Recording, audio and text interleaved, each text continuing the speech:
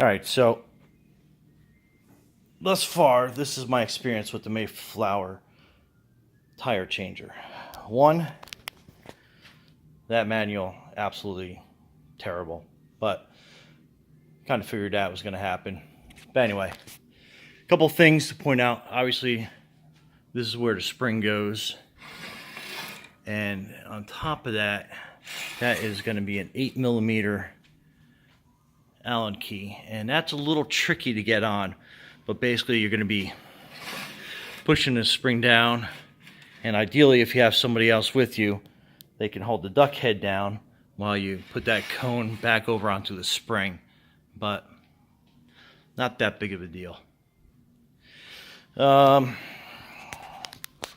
Tower, which is also doubles as your air tank, especially if you have the bead blaster, which I definitely recommend getting. There are two hookups on the bottom, and you got to take the cover off. And I initially overlooked this fact, but let's see if I can't get the camera up in there. But see, that's the bottom of your tank, and there are two loose air lines that you have to shove up in there, and they're basically coming off of this back piece here. You can see the two lines on the other side, left one and then a right one. Okay, those two lines are going to be loose, and you are going to be putting them onto the bottom of the air tank. Otherwise, initially when you fill it, you are just going to hear a whole bunch of air running back and forth. But anyway, since I have this off, you can see the turntable motor there and the foot pedal mechanisms. And then that's going to be your side air for your bead blaster. And they're actually pretty beefy. I don't see any problems happening with them. And like I said, this is probably your home shop version tire changer. And I just changed that tire. And that was like basically a spare that somebody left on the side of the road. Actually, I had permission to take it. I went up to the house and asked them what's going on with that.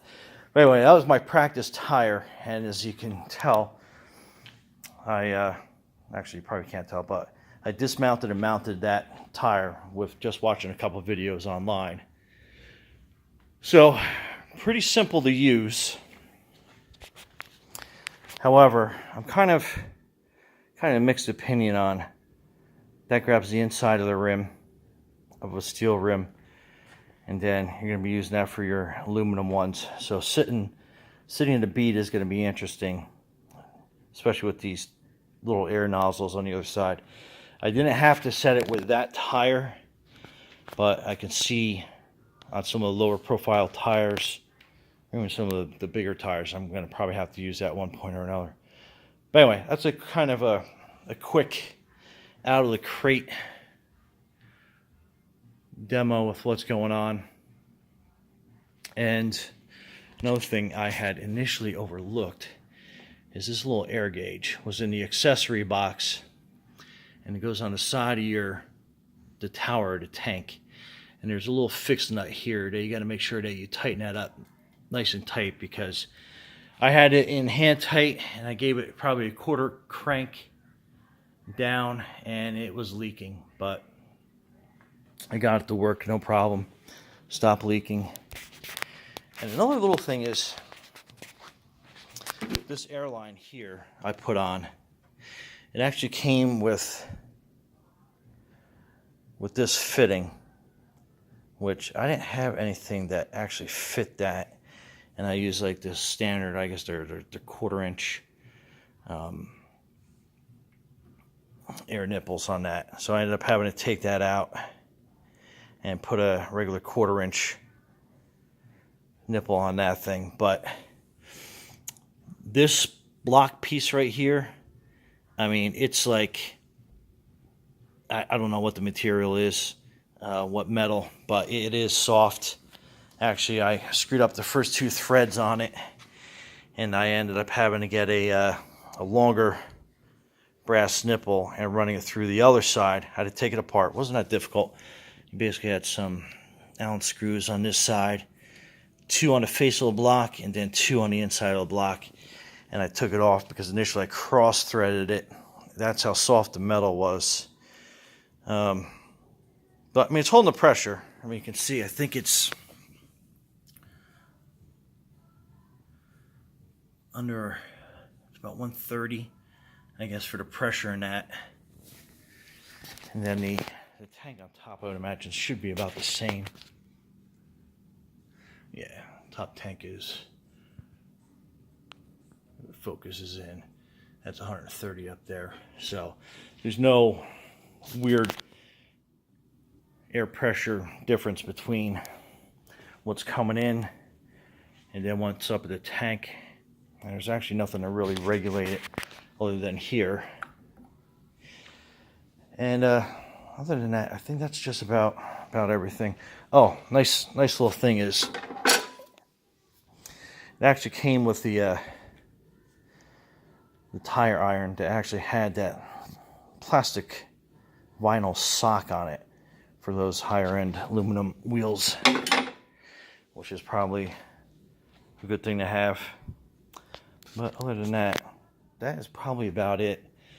It is 20 amp, which is something else that when talking with MayFlower, they had actually told me ahead of time. So make sure you have a 20 amp outlet. I actually am running